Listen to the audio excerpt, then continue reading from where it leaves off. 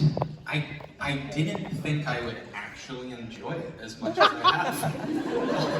Like, I thought it'd be fun, but it's been awesome. Like, I love it here. It's beautiful. I wish that I've been able to like explore more and see more of the city, but from what I've seen, it's stunning.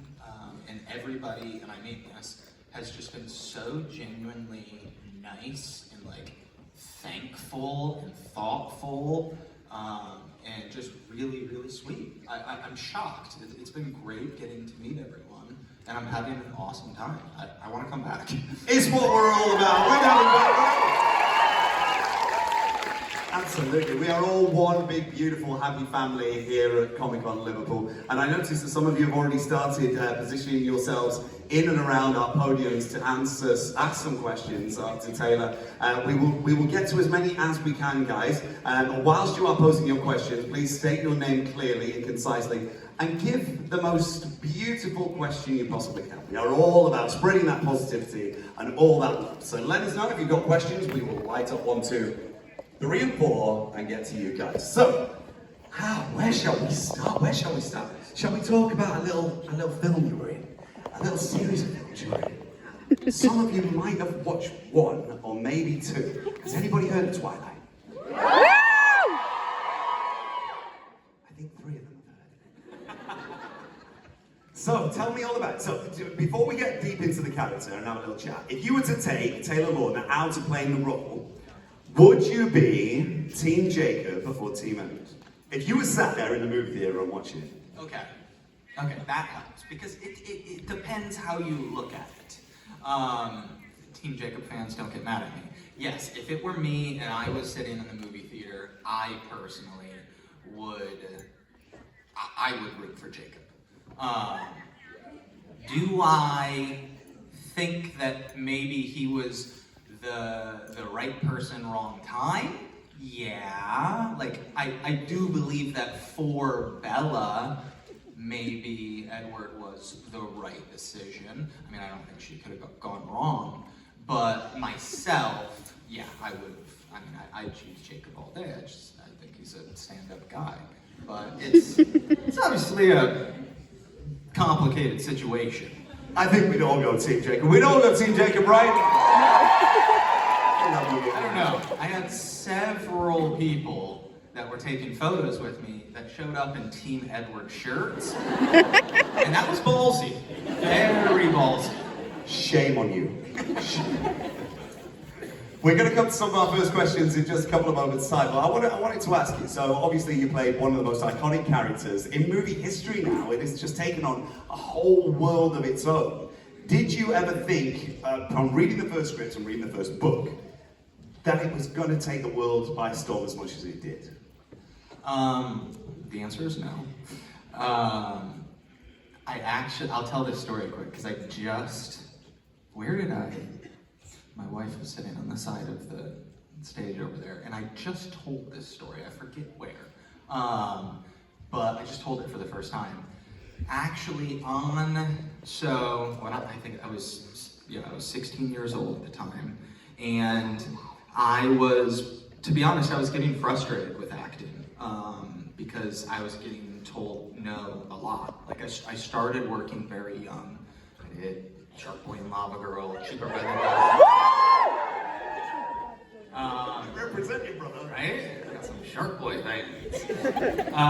But then, after those 2 films, I went into a dry spell, which, I mean, so many actors go through, and it's tough, because you go into all these rooms and meet all these people, and you get told no a lot. And I was like going through middle school and high school, and I went a couple of years, I mean, probably, 3 or 4 years with pretty much booking nothing. And I was devastated, and I was ready to give up. And then I got to the final stage of auditions for 2 projects, And like the final stage is called a screen test, and it's when it's down to like 3 to 5 people, and you go in and you read, you know, for the director and the producers and the studio, and it's very intimidating. If they already have somebody cast, you can, you know, you'll read with them, do like a chemistry read. And I had this screen test for 2 projects in the same day, which was crazy. Like I went through, you know, 3 or 4 years of nothing, and then I'm screen testing for 2 films in one day. I'm like, this is crazy. How many times have I said crazy so far? Sorry. It is crazy. One of the films was a film I really, really wanted. It was called Journey to the Center of the Earth. And I would be acting opposite The Rock, Dwayne Johnson. Like, I'm 16 years old. Like, that sounds like a dream. And the other one was this, like, vampire novel called Twilight, which I had never heard of. And so I do both the auditions. My agent calls me after. He's like, how did they go? I was like, they, you know, seem to both go well. I really, really want that Journey to the Center of the Earth. Like, huge Disney movie opposite The Rock. Like, sounds like a lot of fun to film. I was like, you know, but we'll see about the vampire thing. And he's like, I don't know, you may want to rethink this vampire novel. It's got a lot of traction. There's a good fan base out there. I'm like, really? I've never heard of it. And he's like, yeah, we'll see. And then probably a week or 2 later, he calls. He's like, I got good news and bad news for you. I'm like, what's that? He's like, bad news is you didn't get the Rock movie. I was like, oh. He's like, but you did get the vampire one. And I was like, okay. I mean, we'll see. And he's like, I'm telling you, like, it's gonna be big. So at that moment, I was told from so many people that it was gonna be big and there was this huge, you know, fan base, that I just wasn't privy to it because I didn't read the books, I didn't have any like friends that did, so I didn't know anything about it going into it. So I knew that, because I was told it was going to be big, but had no idea it was going to be what it became. And then, I mean, it goes on from there, where I was supposed to only be in the first movie, and then it was a whole fight to keep the role. So it was a journey to the center of the earth. And aren't we glad that he didn't get Journey and he did get Twilight? Yeah! Love it, brother. It will live forever. We're going to come to microphone number 1. If you want to ask your question, please feel free. Light us up, please, if we can, guys. That'd be amazing. Please say your name nice and clearly and give us your question.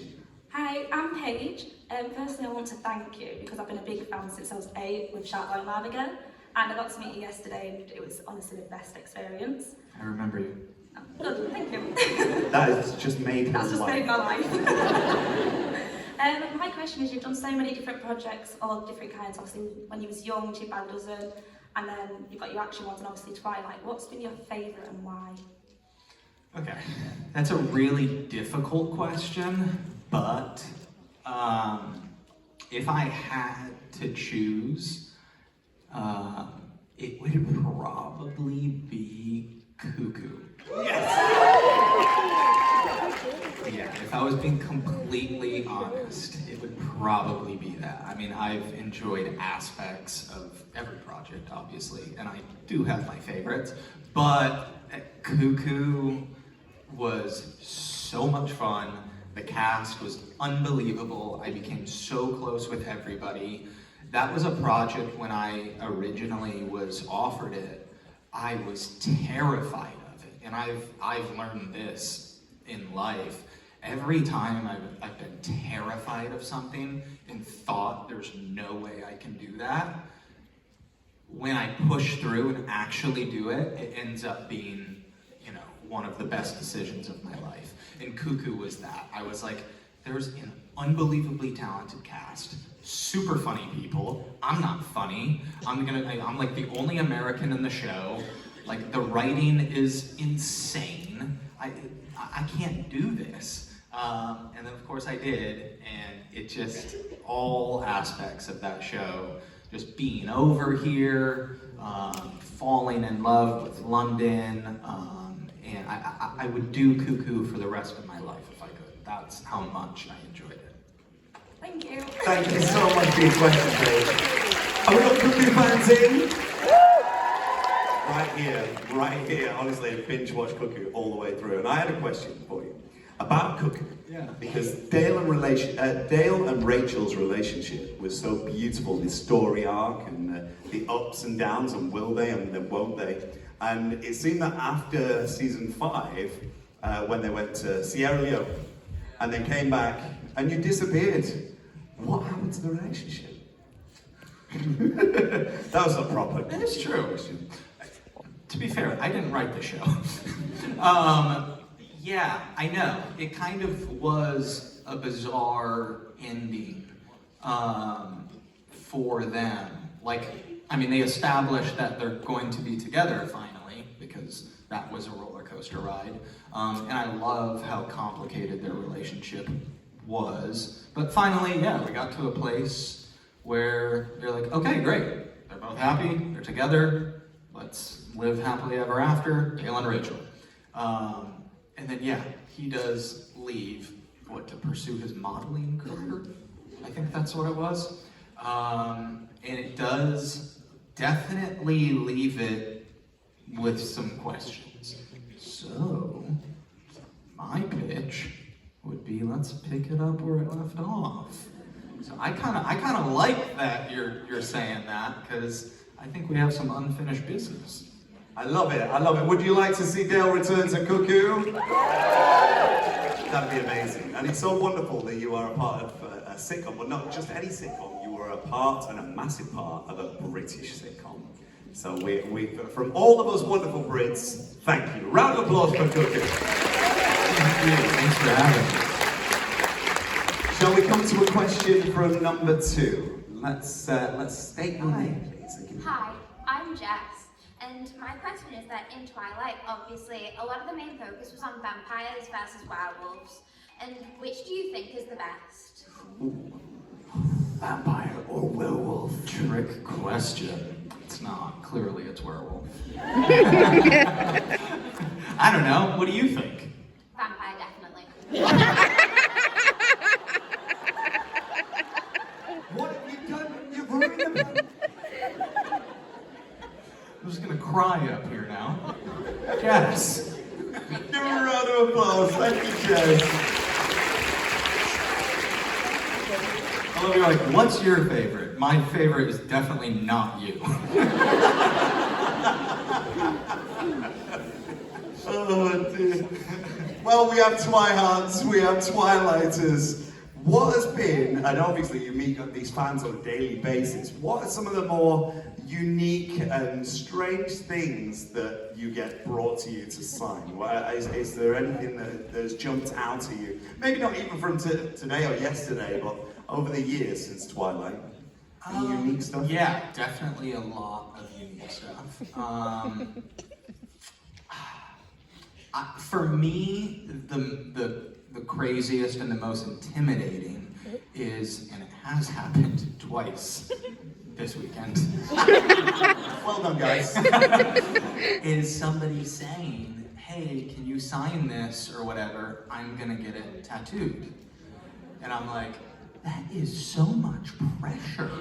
Like, I'm like, my hand starts shaking, and now they're gonna have a weird tattoo, and they're gonna have it for the rest of their life, and I'm not gonna be able to sleep at night thinking about it. So I haven't had it in a while.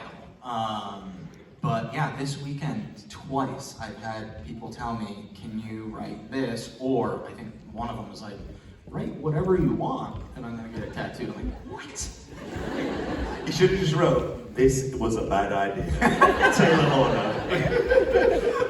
But it's so sweet, and it means so much. It's just like, it's scary. Yeah, that is a lot of pressure, man. That's going to be exhausting. But I didn't tell you where they were going to have it emblazoned in glory forever. Not this weekend, I don't believe, but one time I forget where we were. We were on some sort of press tour or something. And I think it was a premiere I think it was in like Tokyo or something. And when you're on the red carpet and there's like thousands of fans and it's just chaotic, sometimes like a fan will hand you, or you have a Sharpie, and they'll just be like, can you just sign my arm, or sign a body part, whatever. They don't have something, you're like, okay. And you know, I've signed plenty of body parts over the years. And then the next day or two, we were there for like a few days, I run into this girl, and she's like, I met you the other night at the premiere, you signed my arm. She's like, look. She shows me, and it's already tattooed. I thought I was just signing her arm with a Sharpie, and the next day she had it tattooed on her arm. And I was like, wow. I mean, it's the dedication is amazing. That is next level stuff. Has anybody got a Taylor Lautner tattoo? Good. Good people. Well done, well done. We're going to come to number 3, microphone 3. Please state your name and your question as clearly and concisely as possible. Hey, I'm Lou. My question is, if you can be a character from Twilight for a day, apart from your own, who would you be? Just Jazz! We've heard enough from you. Actually, I got asked this today, and I'm going to stick with it. And they were surprised by my answer, but I said Alice. Surprising. I mean, I already got the pixie cut. I don't know. I just feel like she's such a cool character. Who doesn't want to be Alice? I think it would be weird if I said Edward. So yeah, I'm gonna stick with it, and I would be Alice. Although, yeah, you said for a day, so I will stick with that. For life, no, because the scene into the future thing would bug the piss out of me, drive me absolutely nuts. But for one day, I would take it. Yeah, we're happy with that. We like a bit of Alice, right? Thank you for your question. We're going to head over to 4. Hi, what's your name? What's your question? Hi, my name's Sophia, and I just wanted to say you've always been my favourite character in Twilight. And my question is today, do you think there's ever going to be a new Twilight? And if so, would you stay with Jacob? Okay. I don't. First of all, thank you. I don't know if there will, but I can tell you this. If there was, I would absolutely love to be a part of it. And I would never play anybody other than Jacob. I got his back, and I'll take care of him for you. You heard it here first at Comic-Con Liverpool. I love the way you do it. Literally hanging out of your heart. Like I just saved a puppy from a tree. I love that, man. I love it. I love it. I love it. Oh well, we have merged from acting in such blockbuster movies like Twilight, Cheaper by the Dozen, and Sharp Boy and Hot Girl, and you've been through the whole process, and you are back in the audio form of entertainment right now as you present a gorgeous podcast with your incredible other half, Taylor. Yes. Has anybody listened to The Squeeze? Excellent. What do you guys think? Do you think it's good? Yeah. Excellent. How have you found transitioning into podcasting? Fantastic. At first, another thing that I was scared of. I don't think I've really said it this way to my wife. I just said that I didn't want to do it. But really, I was scared of it. One day she woke up and she was like, I really think that, I need to be doing this podcast, surrounding mental health, which she's very passionate about. And I think you should do it with me. I'm like, what? And she's like, yeah. And she knew she was gonna get me this way. She was like, you can just be my part-time co-host. Like my tagline will be full-time husband, part-time co-host. And she knew what she was doing. I was like, okay, that's fine. I can commit to that. And I think we filmed the first episode. And I was like, yeah, this is good. I want to keep doing this. And she was like, okay, that's what I thought. So it's been awesome. We only launched 2 months ago, but it's been fantastic. We've had such like vulnerable, honest conversations surrounding mental health. We've had friends of ours and awesome people on the show talking about their life and their journey through mental health. And more than anything, it's literally just been free therapy for both of us. I feel like I haven't had an outlet, definitely not a relatable outlet to talk to about a lot of things. And on the podcast, we have other people on who have gone through very similar things, and all the time, every episode, they'll, say how something in their life, has caused them this, or, a tip, trick, or tool they use to get through something. And I've been like, oh my gosh, I deal with the same thing. So it's been phenomenal, incredible for us, and the reaction from it and the support from everybody who's listened has been so great. So I can't wait. I can't wait to get back and continue filming. We have amazing guests lined up, and I just thank anybody who listens for the support, and recommend anybody who is going through any mental health journey themselves, or a family or loved one. It's very helpful, definitely for me. Gorgeous. It's wonderful to have that platform to act as a release. Sure. For mental health, it's always good to know that there are people around that are the same. Yeah, the biggest thing is just talking about it. Yeah. Like that's the first step, and it's by far the biggest step. So for me personally, I just went so many years not talking about it because I just was like a pusher downer. You feel scary things and you're not sure what to do with, and you're like, nothing's wrong. And as soon as you start talking about it, you just feel so much better. Yeah, for sure. It alleviates. Promise me all that you're going to listen to the squeeze. After 3, I want you all to say "I promise" as loud as you can. You ready? 3, 2, 1. Excellent. Would you like to say hello to Taylor's wife, Taylor?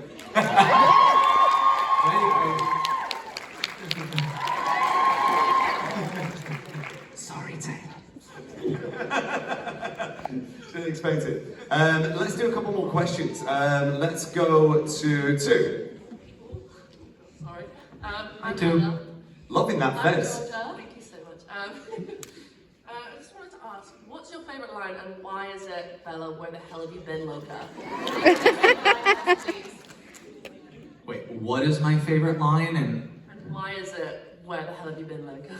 See, that whole thing I was kind of confused by, because I'm gonna sound like an old person here, and I'm getting up there. But I'm not on TikTok. I'm not kept up with the times per se. And whenever this was, probably 2, I don't know, you could tell me, a year or 2 ago, I would just start walking the streets and people would come up to me and say, can you say "where the hell have you been, Loca"? I'm like, what? I'm like, yeah, can you say "where the hell you been, Loca"? I'm like, where the hell you been, Loca? Honestly, I forgot that was even a line in the movie. And it's such it's not an important line. And it just blew up and became this thing. And I have no idea why, but people love it. And now I get it. I don't really get it, but I get it. So yeah, that's a fun one. But I feel like I'm hotter than you has always been my go-to favorite. There's some good ones in there. They like that one. I love the way they pop with that. Yes, we agree. Well done. Thank you so much for your questions. Thank you. Wonderful, wonderful, wonderful. Shall we head on up to Paul? Hi. Hi, I'm Yasmin. First of all, belated congratulations, Taylor and Taylor, on your wedding. You are a beautiful couple. And I'm wondering, since it's only 2 years until the 20th anniversary of Shark Boy and Lava Girl, if asked... Make me feel old! If asked, how would you feel about a grown-up Shark Boy and Lava Girl reprise? I think it would be pretty cool. I mean, yeah, I've thought about it. I've had a lot of people ask about it. I truthfully am kind of confused why it hasn't been done, because I think, that there is such like a cult following Shark Boy and Lava Girl fan base that still loves it. And the craziest thing is it's not just like, people 10, 15 years ago. It's still like 5-year-old kids still are watching it. And it's just unbelievable. So I think that would be incredible. So if anybody's watching right now, let's start writing that script. Hollywood, let's make it happen. Hollywood, let's make it happen. Boom! Hollywood, let's make it happen! We want to see it. You guys want to see it, right?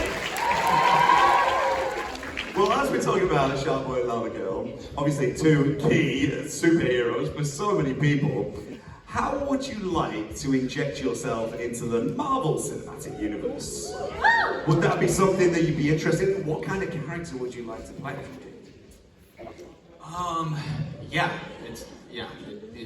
I would love and be honored to be a part of that universe. I'm a big fan of a lot of the movies.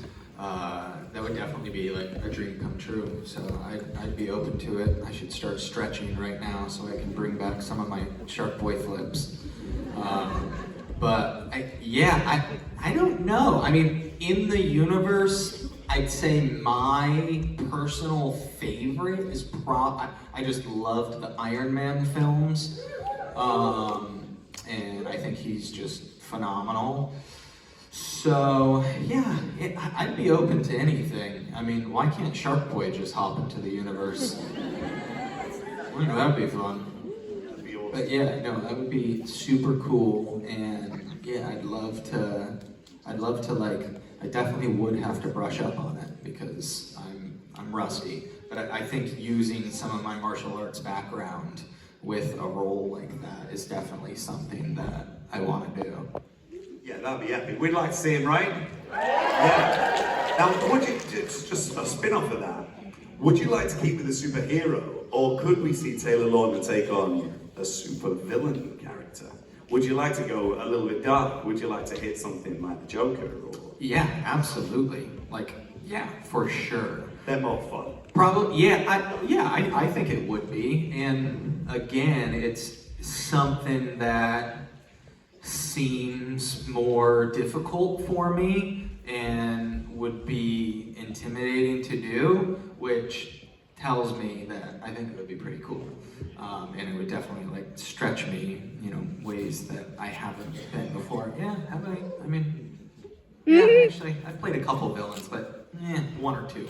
But I think that would be really fun. Awesome. We'd like to see it. We'd love to see it. And these guys would love to stretch you in all sorts of different ways. When I was saying that, it was coming out, I was like, what am I saying? I'm so glad I picked up on it. Number 3, hi. Hi, I'm Roxy. Hi, Roxy. Hi, Rox. Have you got a question? My question's quite similar to what's been asked, but as Robert Pattinson played the Batman, what DC superhero would you be interested in playing? Oh, interesting little spin that. DC. No, so obviously you've got Robert now as Batman. Yep. So you're going to play against him. Yep. As any villain you want within a Batman role.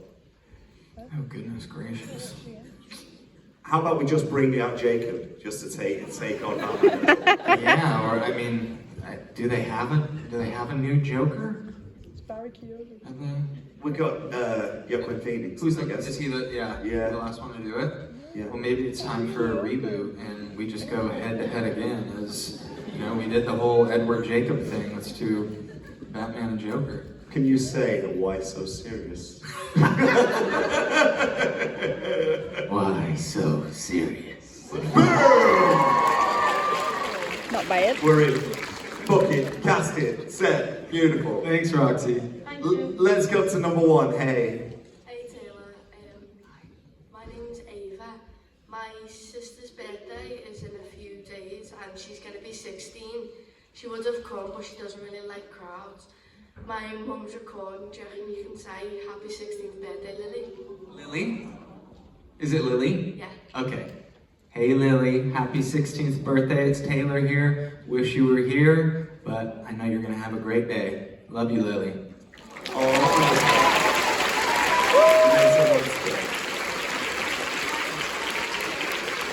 you could redo any scenes the way you want, what scene would it be and why?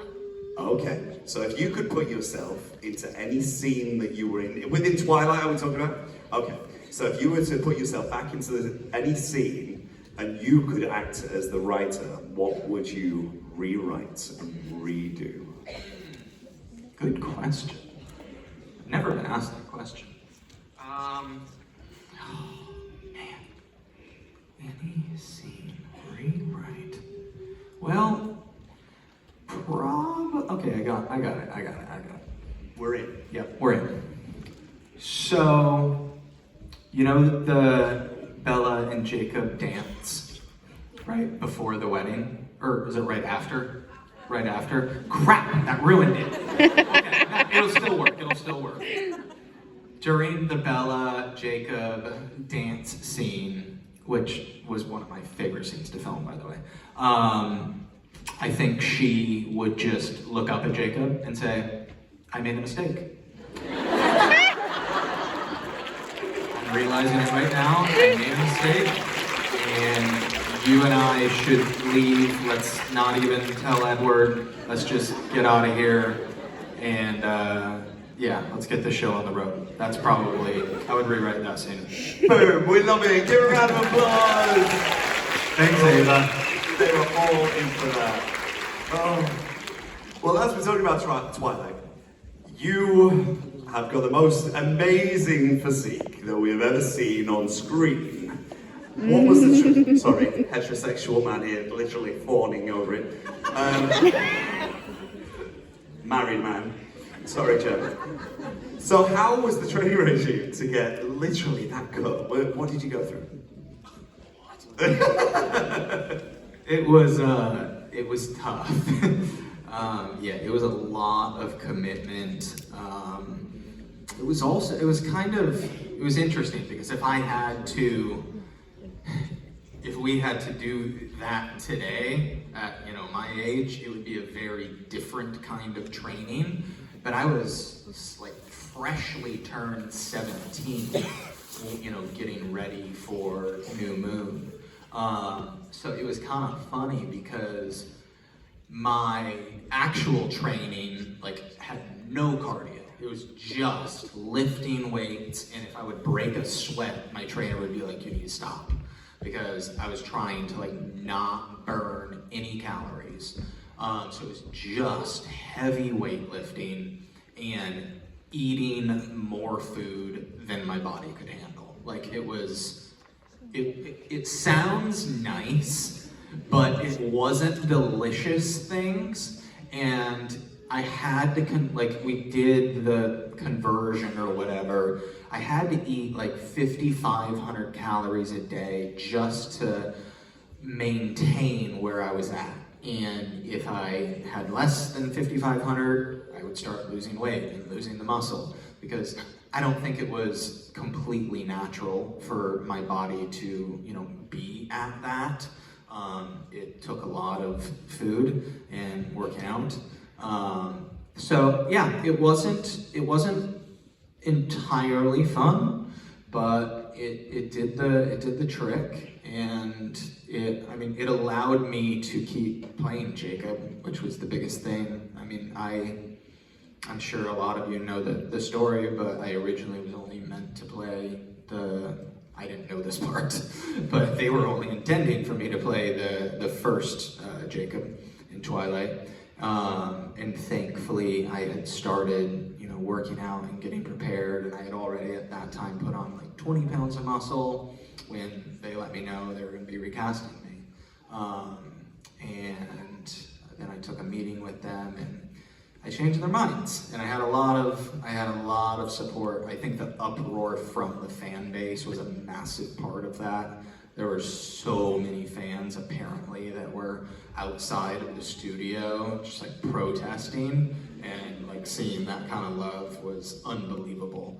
So yeah, the combo of the regime and the hard work and the fan support, you know, saved Jacob Black for me. So thank you to everyone.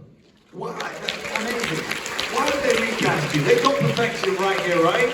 Yeah, of course they do. Well, we've only got about 5 minutes left, guys, so we'll try and get as many minutes as we can. But I can see one. Hi, how are you? I'll pick her up. What's your name? April. Hi, April. Hey, April. Have you got a question? If your character in Twilight could turn into any different animal, what would it be? A different animal? Now, would it be like a savage animal or just any animal? Any animal? Oh, great. Okay. It's kind of similar, but I would say if Jacob can turn to anything else other than a werewolf, it would be my dog Remy. I have 2 dogs, Remy and Lily. They're our children. Remy is our baby. She's almost 2 at this point, but I feel like until the day she dies, she's gonna be our puppy. And she's just the sweetest little angel on earth. And if Jacob could turn into Remy, I would love that. She's a very beautiful girl. Oh, that's a beautiful answer. Good question, April. April. Give it up for April. Thank you. Do you want one more? Go do one more? Yeah. Shall we do one more? Let's go to 2. Hi. Stand up. Hi, what's your name? Hi, I'm Dylan.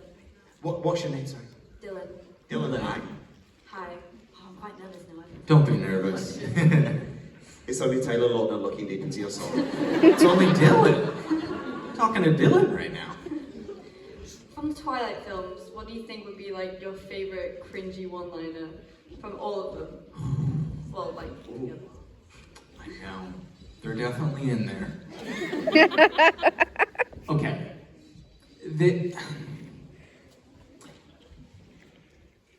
It's going to be the same answer as my favorite line. Obviously, the "I'm hotter than you" line is also super cringy and ridiculous. So I think it's the cringy line because there's plenty of them. But it's the cringy line that I actually think is like funny, and it always gets a good laugh. So that would be my favorite. I'm trying to, can anybody think of? Yes. Yes. I completely blank. It's unbelievable how long ago these movies came out, and I haven't like seen them in years. So I'm trying to think. So what you guys can do, you can think up your own cringiest lines. You can go and see Taylor downstairs at his autograph station, and you can get him to write it on your arms. And next time you see him, he'll be there ready to go. Amazing. Can we have a round of applause? Well done, Dylan.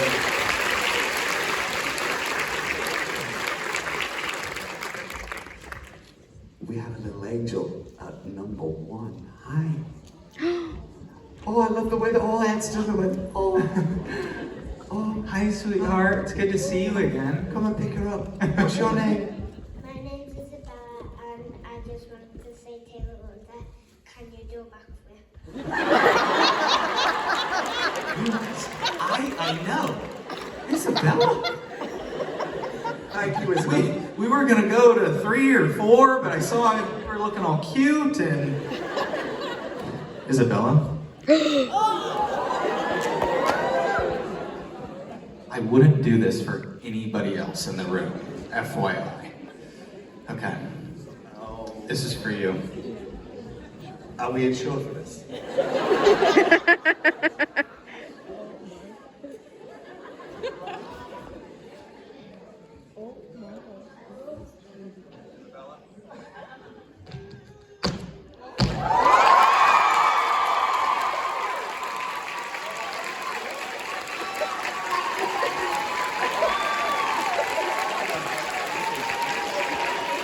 tough in the jeans. The jeans don't have much give to them. Thanks, Isabella. Jeepers creepers, Isabella. My heart is now officially in my home. That is the last question I was expecting from her. You picked it. I know! I thought she was gonna ask me like what my favorite cookie is or something.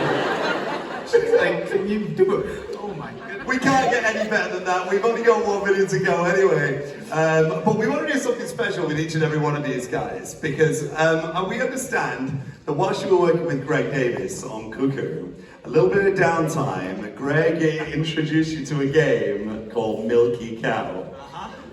Take a drink. Do you guys know what Milky Cow is? All right, we're going to get you all to play. Get ready. All right, so what we're going to invite you to do, Taylor's going to tell you how to play. Well, I want you right now to pick someone who's sat next to you, and then he's going to tell you. Here we go. Okay. I want to have the ghost next to me. Tequila or something in this right now. Okay. On set of Cuckoo, Greg Davies, he told me, he was telling me the story that him and his sister growing up would play this game called Milky Cow. And they started when they were kids, and they still, he's in his 50s, they still play it to this day. And I was like, what is it? He's like, it's called Milky Cow. Basically what happens is you both take a deep breath in.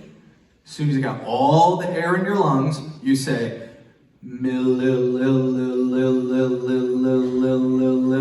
as long as you can.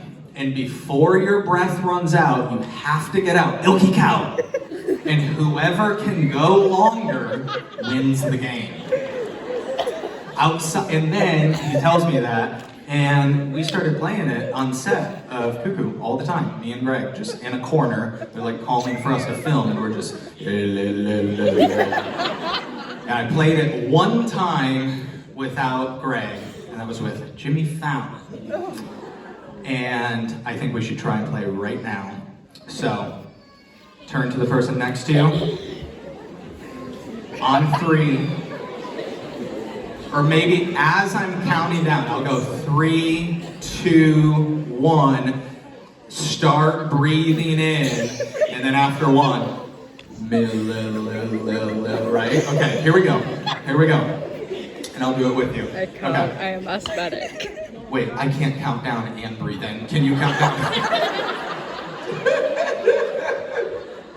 Are you ready? Sorry, I can't hear you. Are you ready? 3, 2, 1. Go.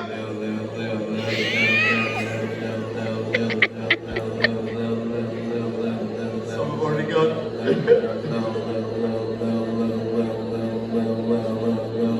40% have gone.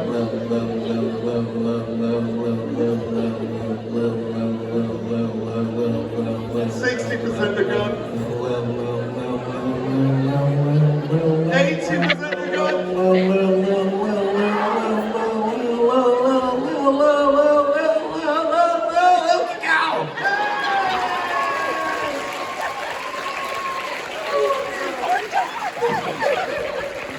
Those were good. Now, with 1,000 people. Oh, we love it. Ladies and gentlemen, shall we do something really, really, really special just to close out our panel? Who would like to get the world's biggest selfie with Taylor Lautner? Yeah! Let's do it. So, if we can invite you, if you are able, please. I'm about to pass out. My gosh. And bring yourselves overboard towards our central stage. We'll try